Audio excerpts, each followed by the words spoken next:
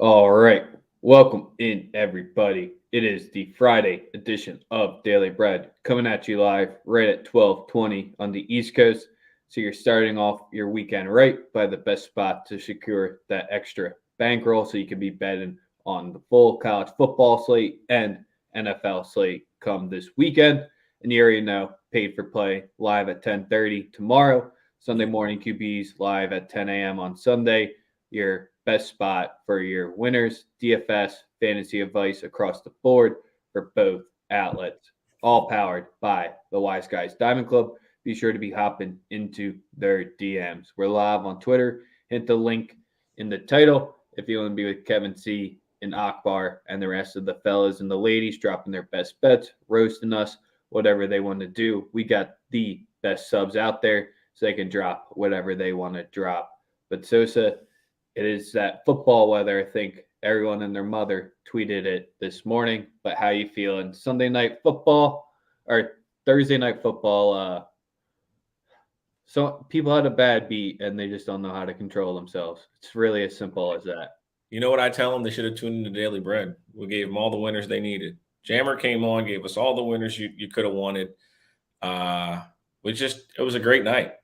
Obviously, everybody's was on the under. Listen, it wasn't a bad read. Everybody thought the weather. Listen, they play the games outside on grass. Weather plays a part. You know, it's always easy to go back and say, "Oh man, I should have done this." Hindsight's always 2020.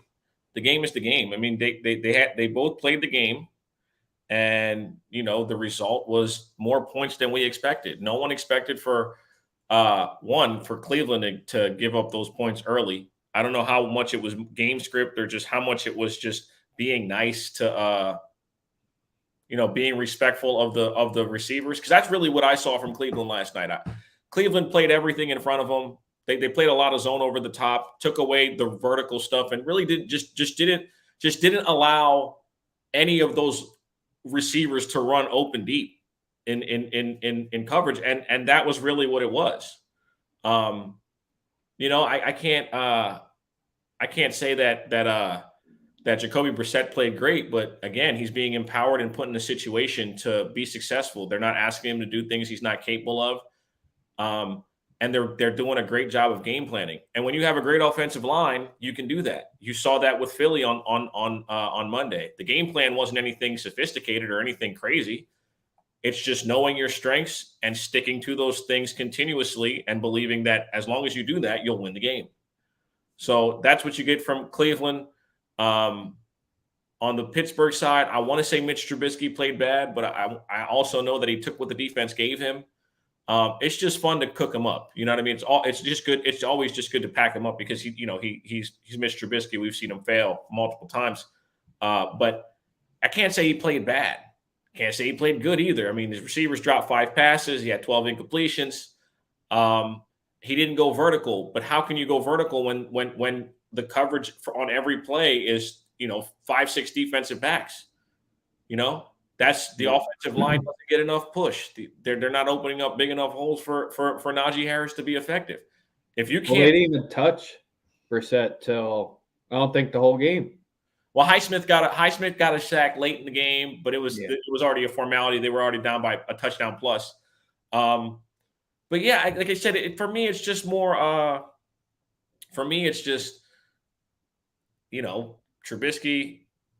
It got what I mean. It is what it is. Everybody wants to blame it on him, and it's not on him. It's not on him. The defense didn't play good. They were getting gashed on run plays, and the simplified offense fits what it absolutely fits what Cleveland's good at. They're a ball control team with a super dominant offensive line. This is what they should be doing. Running the rock and not asking their quarterback to go out there and win the game. I think it's pretty simple, to be totally honest. This team should be 3-0 also. Let's be real. Like they absolutely sold against sold the game against the Jets. So yeah, it's easy that to look back and say, hey, they should easily be 3-0. But we've seen good signs from the offense. I still think the defense is yet to play a great game. They played good last night, but they weren't absolutely dominant. Myles Garrett really didn't make an imprint on the game. And then again, the coverage dictated where Trubisky went with the ball. Yep, and then from the college football perspective, we cashed on that on their 50. Enter Sandman. Really didn't have much to do, but I guess W did run them in the second half. Total did look a little hairy. Looked like we could have gotten a push, but W showed a lot of respect on that last drive. I think it was like 8 minutes. They just ran the ball, got it down to the 10. Weren't even trying to score. Gotta love it. Tonight, we got one game that we'll cover. Two other ones, so drop the plays if you back in anything on Air Force or Boise. Really not going to cover that, but we'll talk about Syracuse, UVA, and then the MLB, and then anything we want at the end of the show. Since it's a Friday, we might get a little crazy, but let's start it off so we don't get fined because the people always want the MLB winners. It's tough. You look at the slate, large numbers across the board. Sosa, where we headed for play one, it is a Shohei day, so maybe we'll go there at some point. For me, I'm targeting Jeffrey Springs. I mean, Jeffrey Springs has made us a ton of money all season. I'm on the Tampa Bay Rays first 5 run line at -102. I think that it's safe, one of the safer bets of the week. It's Jeffrey Springs. We're asking him to be clean through 5, and I think that he's more than capable of doing that. That he's my number one reason as to why I'm betting the game. And yeah, Tampa Bay first 5 run line -102. Last 3 starts, 1.23 ERA, 2.14 on the season. The squad's 8-2 and it starts at home, so can't argue that one. The under's also 5 and 5, or the over's 5 and 15 in all of his starts this year. So just need the Rays to get 1 or 2 across the board to feel safe. Yes, sir. Phils came through for us last night. Probably one of the most boring games to watch to get up to the NFL. So that's why you should have been tapped in with JD doing this DFS on Thursday nights for the Saturday college football slate. But, man, I don't know. Nola's laying a -163. I know Odorizzi is on the other side, but whew, staying away. The wind just staying away. Yeah, it's pretty crazy out. Yeah, the weather's just not it. Gonna be a cold pitching night in the Northeast as well. So that's where I think you're seeing some of the lower totals on the board due to that. But let's talk about the Apple game. You got anything for Red Sox Yankees? No, sir. I only have one other play. It's in the Kansas City game, and it's because of Brady Singer. I think that the first 5 is a good play with Brady. Not an official play, more of a lean for me. Yeah, again, staying away from baseball. Last night we went crazy with they said the NFL was great to us. I'm kind of just, happy off that.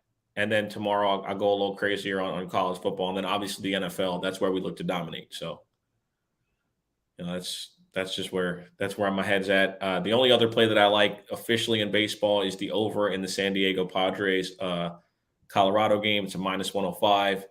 Obviously, we know both teams are pretty good offensively. Soto obviously has been dog shit since he's been in San Diego. The over 11, though, I do like the play. That's also -105. I'm just hoping that he's not underperforming his way out of a record contract. My only thoughts in regards to the Padres and him. All right. Well, Sosa, you're going to get me to get a play on the board. It has a gross amount of juice on it, but we're going to risk 1 unit. It's right at the cutoff mark just because Bassett's going back to the Oakland tonight. Mets on the first 5 run line -130. Risk 1 unit to win like 0.67 or some weird shit like that. But that's what we're rocking with there. Mets after a day off, 17-7. After a loss, 40-17 so far in this season. Don't have to really get into the A's stats there, but I like to target the Mets after an L, day off. Bassett, return start to the old stomping grounds. Like it. Yes, sir. Goose, we're getting to college football now, so we can talk about this game to start. Do you see what the total is for this one, Sosa? I did not. I'm not I'm 34.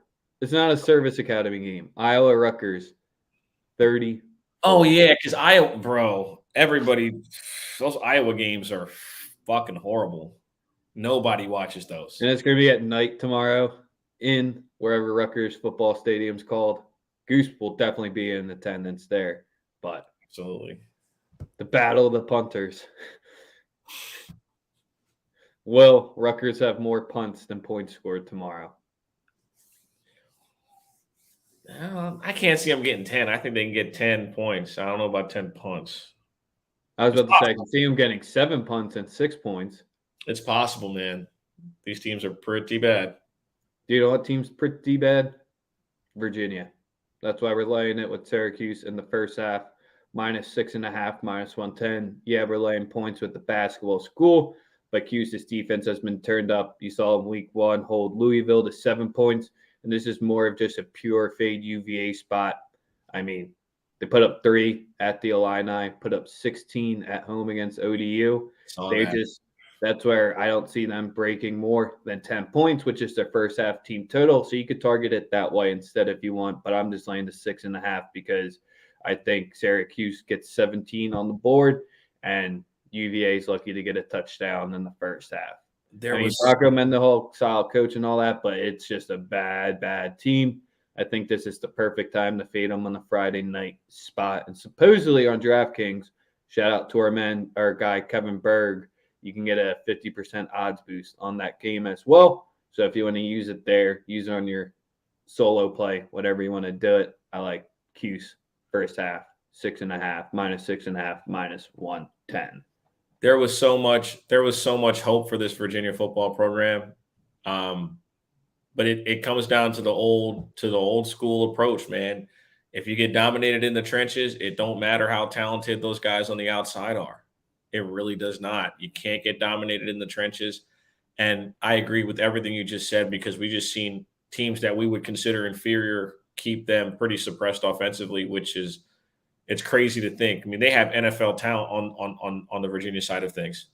They really do. They got a couple receivers that are definitely going to be playing at the next level, but you can't get dominated in the trenches. If your quarterback's not extremely mobile, you're going to have to give them opportunities to throw the ball, and they can't throw the ball. And it's just looked absolutely horrendous. It's just looked bad. And like I said, last year people got so excited because they were putting up video game numbers week in, week out, and they thought that they'd just be able to duplicate the results. And this is just proof that you just can't. Like you can't duplicate results year to year. It's every single thing is completely different.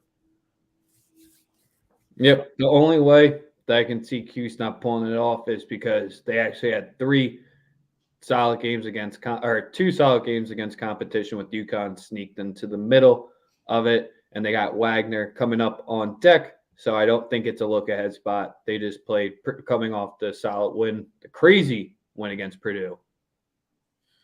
Yes, sir. It's nothing about like some of these schools, bro. Like I don't know if they don't have an identity. They don't know. That was some wild shit about Herm. Yeah, he's gonna sue. That's absolutely disgusting. It was also really disgusting how they handled the whole situation. You don't meet the fucking coach on the field after the game. Like there's no respect there. This is disrespectful to me. Yeah. You don't I mean, especially a guy who actually made your program relevant again and finally got top 100 guys to actually pull up. I think people forget how much of a cesspool Arizona State was prior to Herm Edwards getting there. And for them to do him like that, that's just fucked up, man. I don't like it at all. James Conner, game time decision on Sunday for any of you fantasy guys. People love that. People stashing Eno. People stashing Darrell Williams. Is it really going to matter with the Rams run Just remember defense? What'd you say? I said, will it really matter? Because I don't think they're going to be running the ball too frequently because with Kyler just going Mike Vick mode when you're playing Madden and just running till someone gets open, it's just where good luck if you're trying to roster them. I dropped Darrell Williams in my one league already just because I didn't want that headache. Yeah, I don't think with Connor going down, I don't think I think it like you mentioned, it's going to come down to Kyler making a bunch of video game plays. basically said it perfectly. Don't trust the O-line. Don't trust the defense. You And got against the Rams this week, not really the best one because you saw the Bills. What did they do against the Rams? They really kind of avoided the rush game, needed it 1A2, but just picked apart the secondary. Yeah, and we saw Atlanta, who ran the ball extremely well against New Orleans in week 1, do pretty much virtually nothing on the ground against the Rams. I mean, and well, you're running with Patterson now. That's your only caveat. And when they did get yards, it was late in the game when they were down by multiple touchdowns and backdoored. So, You're bringing me back to my